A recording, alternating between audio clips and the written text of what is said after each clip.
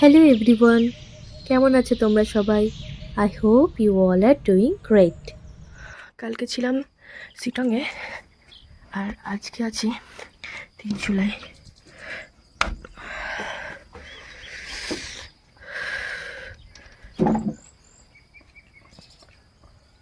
সকালটা কত মিষ্টি আর কত সুন্দরভাবে শুরু হলো সেটা তো তোমাদেরকে দেখালামই। আমি বরাবরই সমুদ্রপ্রেমী মানুষ, তাই পাহাড়ে যেতেই হবে এই ব্যাপারটা আমাকে কখনোই টানেনি।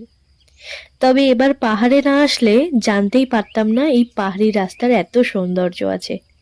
এই যে আকর্ষণ, সেটা বোধহয় আমাকে বারবার এখানে টেনে নিয়ে আসবে। চলো এবার মর্নিং ওয়াকে যেতে যেতে আমাদের এবারকার পাহাড় ভ্রমণের বেস্ট স্টে সম্পর্কে তোমাদের কিছু জানাই।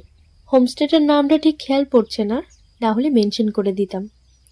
টাকদার এই হোমস্টেটার ঠিক উপরেই ছিল কিছু সবজি বাগান আর কমলা লেবু গাছ। সেই হদিশ পাওয়ার সাথে সাথেই আমরা কোনো রকমের চায়ে চুমুক দিয়ে দলবল নিয়ে বেরিয়ে পড়েছিলাম অভিযানে। তারপর অভিযানের ইতিহাসটা আমি রিয়েল ভয়েসই শেয়ার করছি। আমরা ওই দিক দিয়ে হাঁটতে হাঁটতে কুত্তার মতো হাঁপাতে হাঁপাতে now we are here here এখনো স্বর্গের সিঁড়ি বাকি আছে। আস্তে আস্তে উপরে উঠতে উঠতে দেখবো উপরে মহাদেব বসে।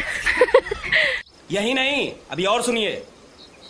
কালকে শিটংয়ে আমরা 50 টাকার টিকিট দিয়ে লেবু গাছ দেখতে গেছিলাম, আর আজকে তাকদাতে ক্যামেরাটা আমার দিকে প্লিজ ঘোরাবি। আমার জন্মগত বন্ধু বাস, আমাদের জন্মগত বন্ধু, অলওয়েজ আমার পিছনে থাকে। আমাদের জন্মগত বন্ধু রুমা।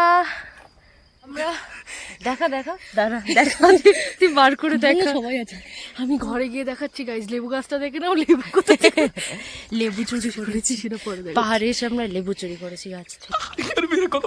मेरे को तो ऐसा धक धक हो रहा है। আর ওই নিচ থেকে ওই নিচে হোমস্টে দেখা যাচ্ছে, ওখান থেকে এত উপরে উঠেছি। ও বিচ্ছিরি অবস্থা। এই আবার লেবু हंसते चेहरे का मतलब ये नहीं होता कि লেবু খাইস। তোমরা লেবুর খালি সাইজটা দেখো, এর থেকেও বড় লেবু আছে কিন্তু এখন দেখাতে পারবো না। এটা এখন টেস্ট করা হবে। এটা এখন টেস্ট করা হবে। ওখানে ফটোশুট চলছে। তোর চুরি করা লেবু ভাই প্রথমে তুই বাইক নি। ইয়েস, ফিডব্যাক দে। যতটা টক ভেবেছিলাম ততটা টক না। তার থেকেও বেশি।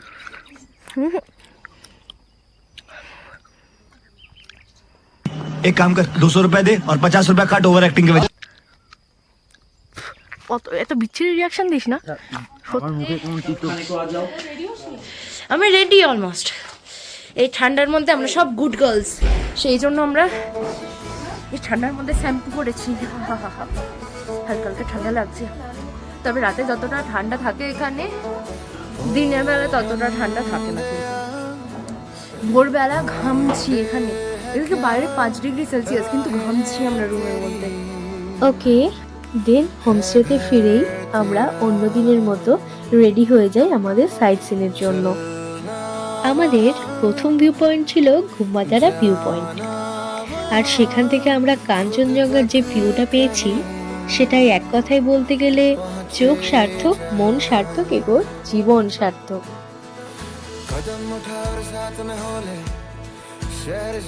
ভারতের সর্বোচ্চ পর্বতশৃঙ্গকে দু চোখ ভরে দেখে আমরা রওনা দিলাম তিস্তা ত্রিবেণী ভিউ পয়েন্টের উদ্দেশ্যে। ওটাই ছিল আমাদের next destination.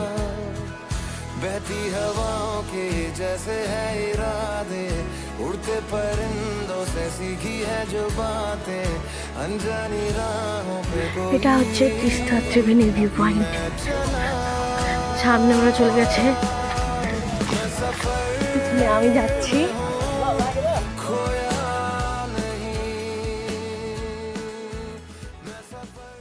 Teesta Triveni view point, এটা মিলন ক্ষেত্র তিস্তা त्रिवेणीर।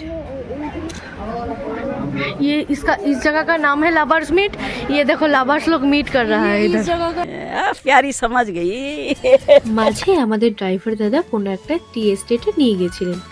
সেখান থেকে আমি কিছু লোকাল চকলেট, থুপকা, ব্রেড এগুলো তুলে নিয়েছিলাম, যেটা ছিল আমার বাড়ি আসার রসদ। তারপর সেখান থেকে আমরা সোজা চলে যাই দামাহাটা ইকো পার্কে। আমরা শুনেছিলাম এই পার্কের উপরে একটা ছোট্ট হ্রদ আছে, তাই ভীষণ এক্সাইটেড হয়ে আমি উপরের দিকে ছুটছিলাম। ঠিক কতটা দূর গেছিলাম বলতে পারবো না, হয়তো প্রায় চলে গেছিলাম, কারণ যতটা আগে এগোচ্ছি ততটাই দেখাচ্ছে 750 মিটার লেফট। কিন্তু শেষ পর্যন্ত আমরা গিয়ে যেটা দেখতে পাই সেটা আনএক্সপেক্টেড। তাই সেই সমস্ত মন খারাপকে বগল দাবা করে আমরা রওনা দিলাম দার্জিলিংয়ের উদ্দেশ্যে। সেখানে আমাদেরকে সবার আগে ওয়েলকাম করেছিল এই সুন্দর মেঘগুলো।